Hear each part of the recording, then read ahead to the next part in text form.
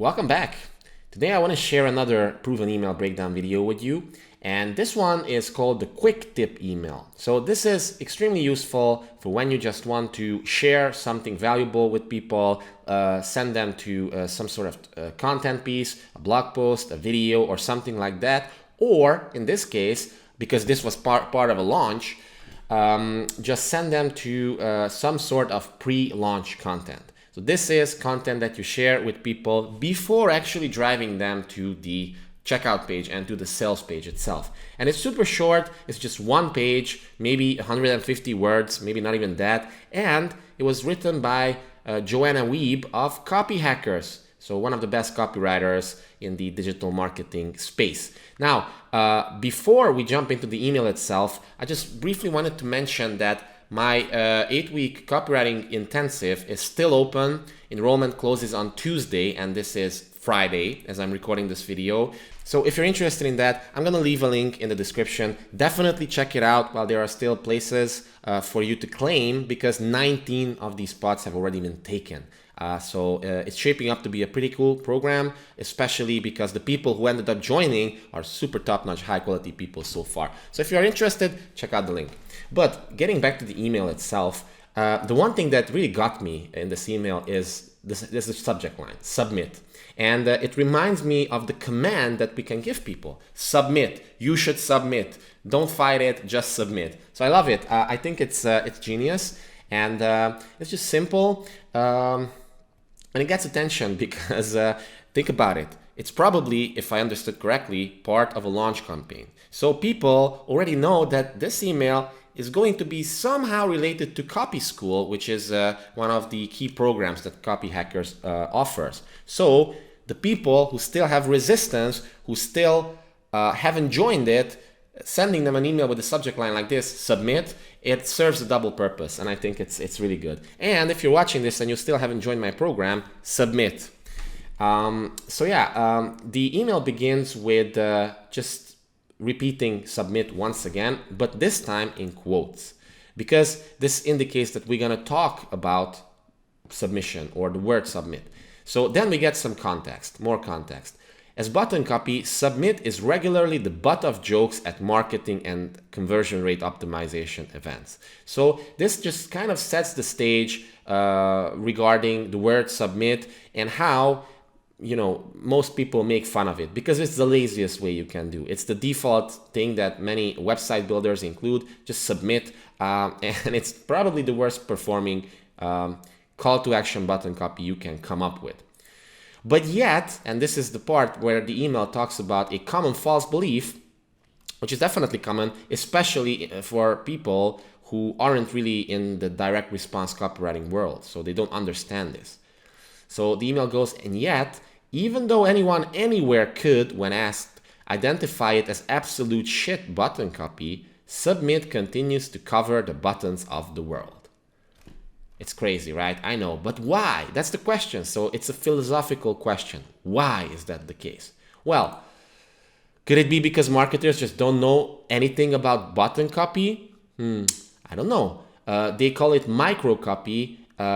So they just reduce the value of this button copy? Maybe. So this part basically signals that, hey, let's figure it out together, okay? So this is kind of like, in a sense, a call to action, a call to adventure in this email. So we are asking the reader to come with us on this intellectual, journey in which we try to figure out why, even though submit is clearly one of the worst choices you can come up with, it's still everywhere, almost everywhere. So, but then we get a little bit of contextualization because this might be abstract for some people. So that's why the email continues as if a button is not the gatekeeper of conversions online, as if the copy on a button has no bearing on its clickability. This just adds more context so that people understand, oh, okay, like now it makes more sense. So, and we even get like another side idea, which is usually you put it in brackets because it's just a side idea. Try converting online without clicking a button, by the way.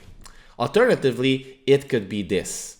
So this part, it connects the the first version of our argument to the second version of the argument. And I like this because it just increases readability if you put this at the end of a sentence. And there's a whole lot of extra lessons we could talk about in terms of writing. There's a great book from I don't remember now the name, but you know, putting extra emphasis words on the end, at the end of a sentence, usually makes them more powerful, because that's the last thing people remember when they end at the end of a sentence, and then when they start the new one, they have a slightly higher emotional state. So I know this sounds advanced and stuff, it is, but it's just something to know that exists. So the next part says, even if you do think about the words that go on the buttons across your site, perhaps you don't quite know what to put on them. So this taps into a common insecurity that a lot of people on this list have. They're copywriters or wannabe copywriters, and they don't have the confidence to consistently write, you know, copy that's effective. They have tons of imposter syndrome. They have a lot of insecurity around this. Oh my God, what do I put on it? I have no idea. Nobody ever talks about these things. And then we kind of ask more philosophical questions. So what goes on a call to action? What makes a great call to action if not submit? The answer, and you know, all these questions, they just build up a little bit of curiosity here, and then we even get the answer, but it's kind of like a loop because people have to click to discover the answer. And this takes people to basically a 5-minute content video that talks about, instead of using call to actions, think about call to values.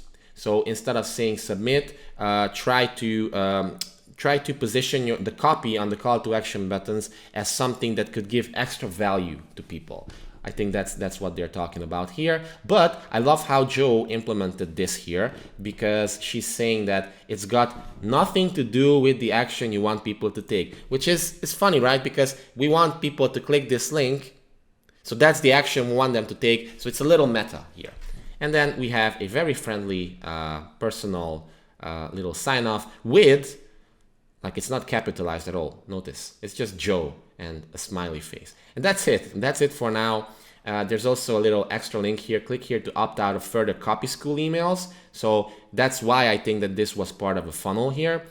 But all in all, the aim of this email is just to shift some of beliefs of people and to get them to consume more content before the big launch. Because the more content they consume, the more copy they read, the more likely they are to buy something. It's as simple as that.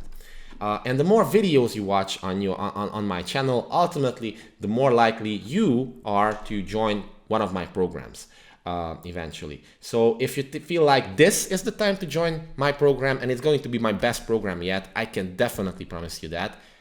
Hit the link below, check it out. You're going to find a 13-minute video, like a little intro video that I made about how the program is going to be structured and stuff like that. And if you feel like it's right for you, then consider joining us, but do so quickly because enrollment is only open until this Tuesday. Thanks again. Have a nice day.